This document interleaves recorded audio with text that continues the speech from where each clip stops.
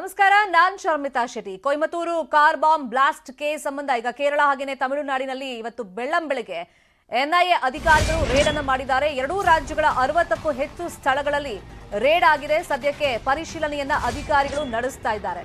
ತಮಿಳುನಾಡಿನಲ್ಲಿ 40ಕ್ಕೂ ಅಧಿಕ ಕಡೆ ಶೋಧವನ್ನ ಅಧಿಕಾರಿಗಳು ನಡೆಸ್ತಾ ಇದ್ದಾರೆ. ಚೆನ್ನೈನ 3 ಸ್ಥಳಗಳಲ್ಲಿ ಎನ್ಐಎ ರೇಡ್ ಅನ್ನ ಮಾಡಿರೋದು. ಮುಂಜಾನೆಯಿಂದಲೂ ಕೂಡ ಶೋಧ ಕಾರ್ಯ ಮುಂದುವರೆದಿದೆ. ಚೆನ್ನೈ, ಕೊಯಮತ್ತೂರು, ನಾಗಪಟ್ಟಣಂ, ತಿರುನಲ್ವೇಲಿ ಜಿಲ್ಲೆಗಳಲ್ಲಿ ದಾಳಿಯನ್ನ ಮಾಡಿದ್ದಾರೆ. Coimbatore car bomb blast case ಸಂಬಂಧ ಈ ಒಂದು ರೇಡ್ ಆಗಿದೆ ಅಂತ ಮಾಹಿತಿ ಸಿಕ್ಕಿರೋದು. ಅದು 2022 ಕಳೆದ ವರ್ಷ ನಡೆದಿದ್ದಂತ ಒಂದು ಕೇಸ್. ಮಾರುತಿ 800 ಕಾರಲ್ಲಿ ಬಾಂಬ್ ಬ್ಲಾಸ್ಟ್ ಆಗಿತ್ತು. ಅಲ್ಲಿ ಒಂದು ದೇಗುಲವನ್ನ ಗುರಿಯಾಗಿಸಿ ಎಲ್ಲ ಬಾಂಬ್ ಬ್ಲಾಸ್ಟ್ ಮಾಡಿದ್ರು ಅಂತೆಲ್ಲ ಚರ್ಚೆಗಳು ನಡೀತಾ ಇತ್ತು. ಇದೇ ವಿಚಾರವಾಗಿ ಮತ್ತಷ್ಟು ಮಾಹಿತಿಯನ್ನು ನೀಡೋದಕ್ಕೆ ನೇರ ಸಂಪರ್ಕದಲ್ಲಿ ಜಾಯಿನ್ ಆಗಿದ್ದಾರೆ ನಮ್ಮ reporter Gangadhar Vagata. Coimbatore car bomb blast case ಸಂಬಂಧ ಈ ದಾಳಿ ಆಗಿದೆ ಅಂತ ಹೇಳ್ತಾ ಇದ್ದಾರೆ. ಎಲ್ಲೆಲ್ಲಿ ದಾಳಿ ಆಗಿದೆ, ಏನಾದ್ರೂ ಮಾಹಿತಿ ಸಿಕ್ಕಿದೆಯಾ ಈ ದಾಳಿ ಬಗ್ಗೆ? ಅಂದ್ರೆ ಪರಿಶೀಲನೆ ಸಂದರ್ಭದಲ್ಲಿ ಏನ್ ಸಿಕ್ಕಿದೆ ಅಂತ?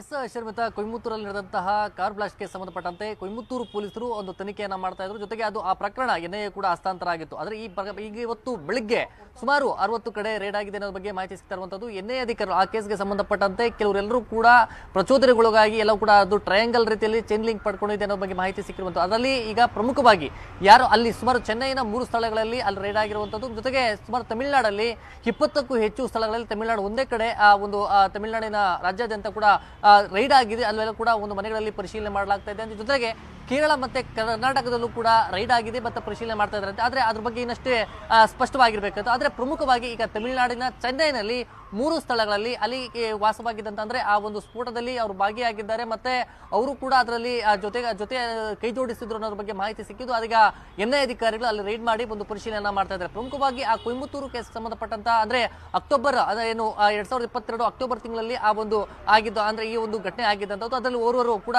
ಸಾವನ್ನಪ್ಪಿದ್ರು. ಅನಂತರ ಮಂಗಳೂರಲ್ಲಿ ಕೂಡ ಕುಕ್ಕರ್ ಬ್ಲಾಸ್ಟ್ ಕೇಸ್ ಆಗಿತ್ತು.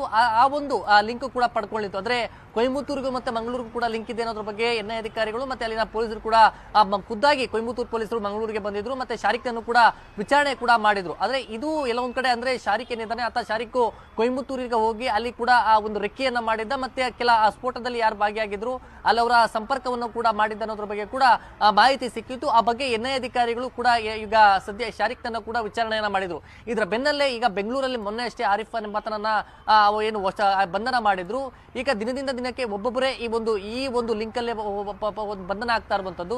ಎಲ್ಲೋ ಒಂದ್ ಕಡೆ ಈ ಚೈನ್ ಲಿಂಕ್ ಅಲ್ಲಿ ವಿಚಾರಣಾ ಸಂದರ್ಭದಲ್ಲಿ ಇನ್ನು ಕೆಲವರು ಕೂಡ ಶಾಮೀಲಾಗಿರುವಂತಹ ಮಾಹಿತಿ ಬೆನ್ನಲ್ಲೇ ಈಗ ಸುಮಾರು 3 ರಾಜ್ಯಗಳಲ್ಲಿ ಈಗ ಸುಮಾರು 60 ಕಡೆ ಎನ್ಐಎ ಅಧಿಕಾರಿಗಳು ದಾಳಿ ಮಾಡಿ ಪರಿಶೀಲನೆ ಮಾಡ್ತಾ ಇರೋ ಬಗ್ಗೆ ಮಾಹಿತಿ ಸಿಕ್ಕಿದೆ. ಅದರಲ್ಲಿ ಪ್ರಮುಖವಾಗಿ ಚೆನ್ನೈನ 3 ಸ್ಥಳಗಳಲ್ಲಿ ಮೇನ್ ಈ ಒಂದು ಪ್ರಮುಖ ಘಟನೆಗೆ ಏನು ಕಾರಣಕರ್ತರಾಗಿದ್ದಾರೆ, ಜೊತೆಗೆ ಅದಕ್ಕೆ ಸಹಾಯ ಮಾಡಿದ್ದಾರೆ ಅನ್ನೋ ಒಂದು ಆರೋಪದ ಹಿನ್ನೆಲೆಯಲ್ಲಿ ಅವರ ಮನೆಗಳಲ್ಲಿ ಈಗ ಪರಿಶೀಲನೆ ಮಾಡ್ತಾ ಇರುವಂತದ್ದು. ಶರ್ಮಿತಾ ಶೆಟ್ಟಿ, ಗಂಗಾಧರ್ ವಾಗಟ, ಹಂಗ್ ನೋಡಕ್ ಹೋದ್ರೆ ಕಳೆದ ವರ್ಷ ನವೆಂಬರ್ನಲ್ಲೂ ಕೂಡ ಇದೇ ರೀತಿಯಾಗಿ ಎನ್ಐಎ ಅಧಿಕಾರಿಗಳು ಇದೇ ಕೇಸ್ ಸಂಬಂಧ ದಾಳಿಯನ್ನ ಮಾಡಿದ್ರು, ಪರಿಶೀಲನೆಯನ್ನ ಮಾಡಿದ್ರು.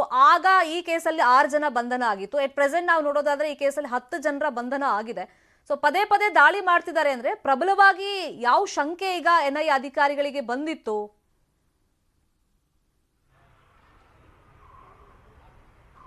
ಎಸ್ ಶರ್ಮಿತಾ, ಪ್ರಮುಖವಾಗಿ ಆ ಕಾರ್ ಬ್ಲಾಸ್ಟ್ ಕೇಸ್ ಸಂಬಂಧಪಟ್ಟಂತೆ ಟೋಟಲ್ ಇದುವರೆಗೂ ಕೂಡ 10 ಮಂದಿ ಏನು ಆರೋಪಿತರನ್ನ ಬಂಧನ ಮಾಡಲಾಗಿರುವಂತದ್ದು. ಅದರಲ್ಲಿ ಅವರ ವಿಚಾರಣೆಯ ಸಂದರ್ಭದಲ್ಲಿ ಬೇರೆ ಬೇರೆ ಆಯಾಮವನ್ನ ಪಡ್ಕೊಳ್ಳಿದೆ ಮತ್ತೆ ಅವರಿಗೆ ಜೊತೆಗಾರರಾಗಿ ಯಾರ್ಯಾರು ಕೆಲಸವನ್ನ ಮಾಡಿದರೆ, ಯಾರು ಅದರಲ್ಲಿ ಸೋಷಿಯಲ್ ಮೀಡಿಯಾ ಸೆಲ್ನಲ್ಲಿ ವರ್ಕ್ ಮಾಡಿಕೊಂಡು ಈ ಒಂದು ಘಟನೆಗೆ ಕಾರಣಕರ್ತರಾಗಿದ್ರು ಅದ್ರ ಬಗ್ಗೆ ಮಾಹಿತಿಯನ್ನ ಕಲೆ ಹಾಕಿ ಯಾರ್ಯಾರು ಇದರಲ್ಲಿ ಭಾಗಿಕಾರನಾಗಿ ಪ್ರಚೋದನೆ ನಿಟ್ಟಿನಲ್ಲಿ ಯಾರ್ಯಾರು ಕೆಲಸವನ್ನ ಮಾಡ್ತಾ ಇದ್ರು ಅದರ ಮಾಹಿತಿ ಆಧಾರದ ಮೇಲೆ ಇವತ್ತು ರೇಡ್ ಮಾಡಿದ್ದಾರೆ ಅಂತ ಹೇಳಿ ಪ್ರಮುಖವಾಗಿ ನಾವು ನೋಡೋದು.